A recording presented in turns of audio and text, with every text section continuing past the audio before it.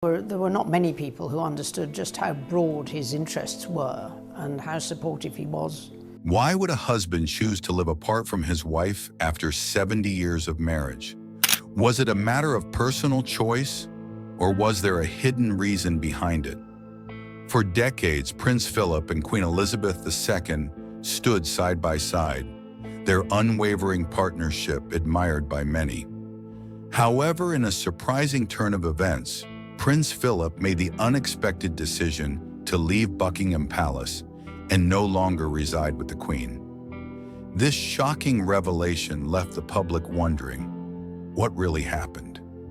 Now, after years of speculation, Princess Anne, alongside King Charles and Prince Andrew, has finally revealed the truth behind their father's decision. Princess Anne, the only daughter of Prince Philip and Queen Elizabeth, has left many stunned with her revelations. Over the years, various speculations have surrounded Philip's choice to move away from Buckingham Palace in his later years.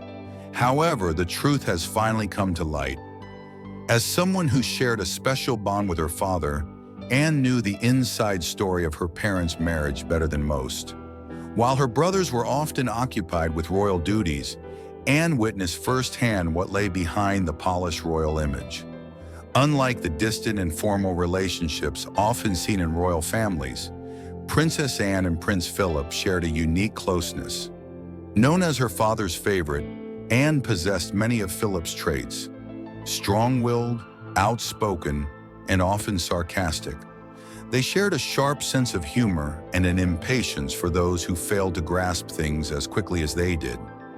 Their mutual loyalty meant they never saw faults in each other, though they playfully criticized one another. Over the years, Anne observed the dynamics between her parents and gained deep insights into their marriage. To fully understand why Prince Philip chose to move away, we must go back to the beginning, when it all started. Queen Elizabeth, then Princess Elizabeth, first met Prince Philip, an exiled Greek prince, at a wedding in 1934. She was just 8 years old while Philip was 13. However, it wasn't until 5 years later, in 1939, that sparks flew between them. At the time, Elizabeth was 13 and Philip was 18. The royal family was visiting the Britannia Royal Naval College in Dartmouth, where Philip was a cadet.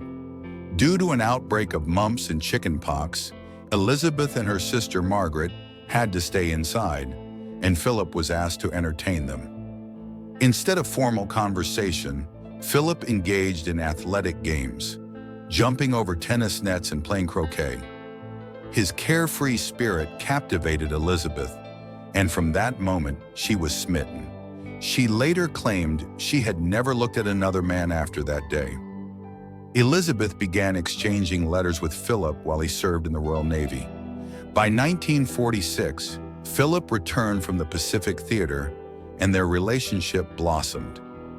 That same year, he proposed to Elizabeth at Balmoral. In a heartfelt letter, he expressed his deep love, writing about how falling in love with her had made the world's troubles seem small and insignificant. However, King George VI was initially hesitant about their engagement. He worried that Elizabeth was too young and had not met enough people to make such a commitment. Additionally, many within the royal family viewed Philip as unsuitable. He was seen as too brusque, too German, too Greek, and not English enough. Despite these reservations, Elizabeth was determined to marry him. In July 1947, after her 21st birthday, their engagement was formally announced.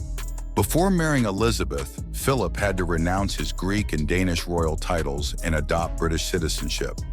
Without hesitation, he did so out of love for Elizabeth. He was also formally received into the Church of England and took the anglicized surname Mountbatten. On November 20th, 1947, Princess Elizabeth and Prince Philip were married at Westminster Abbey in London. Their honeymoon at Broadlands, the Hampshire home of Philip's uncle, seemed like the beginning of a beautiful journey. However, Philip had no idea how drastically his life was about to change. Philip continued his naval career, excelling and rising through the ranks. A year after their marriage, they welcomed their first son, Charles, followed by their daughter Anne. The couple enjoyed a relatively normal life while Philip was stationed in Malta, with Elizabeth joining him while the children remained in England. But their world was soon turned upside down. In 1952, King George VI passed away, and Elizabeth became queen at just 25 years old. This was a pivotal moment not only for her, but also for Philip. Their lives would never be the same.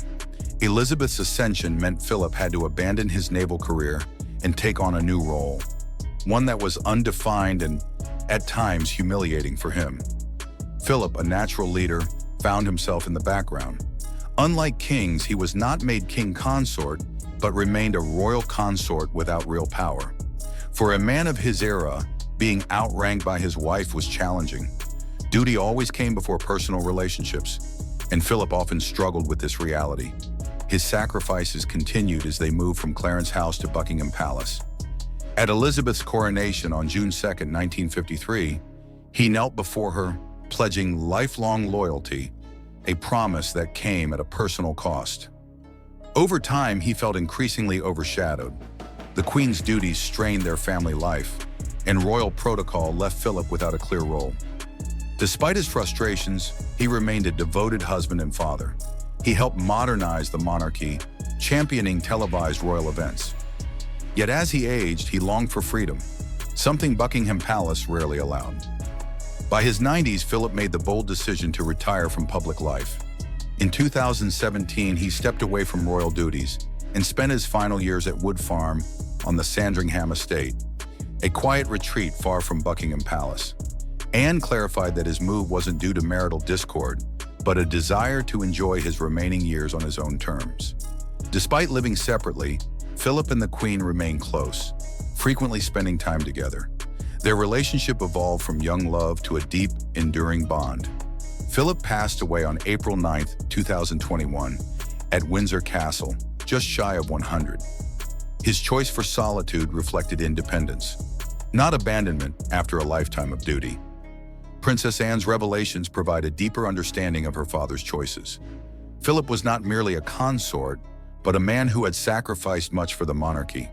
His legacy remains one of unwavering support, dedication, and a commitment to duty, balanced with a need to carve out his own space in a world where he was often overshadowed.